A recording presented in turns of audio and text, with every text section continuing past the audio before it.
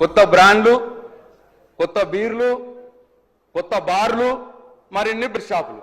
ఇదేనా ఈ కాంగ్రెస్ పార్టీ యొక్క పాలసీ, ప్రభుత్వం యొక్క పాలసీ అని చెప్పి నేను అడుగుతా ఉన్నాను అధ్యక్ష. తీవ్రంగా వ్యతిరేకిస్తున్నాం. ఈ ఆదాయం పెంచే మార్గం పెట్టుకోవడం అనేది మేము తీవ్రంగా వ్యతిరేకిస్తున్నాం.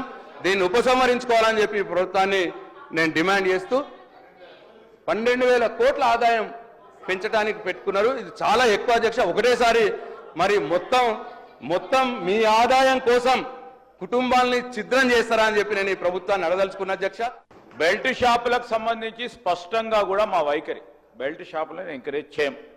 ఆదాయం పెంచడానికి కేవలం రేట్లు పెంచడానికో లేకుంటే బెల్ట్ షాపులు పెంచడం కాదు అధ్యక్ష. లీకేజెస్ ఏదైనా డిపార్ట్మెంట్లో ఉంటే దాన్ని అరికట్టే కార్యక్రమం చేస్తామని చెప్పడానికే మేము ఆదాయం పెంచుతామని చెప్పాం. ఆ విధమైన లీకేజెస్ ఉండే వారి ప్రభుత్వ హయాంలో ఈరోజు చౌక ధరలకు సంబంధించిన షాపులలో కూడా అమ్ముకునే అవకాశం ఇచ్చిన అధ్యక్ష వారు అనేక సందర్భాల్లో వారు పట్టుబడ్డారు అధ్యక్ష. ఈరోజు వారు మాట్లాడతారంటే దయ్యాలు వేదాలు వలికినట్టున్నాయి అధ్యక్ష. ఈరోజు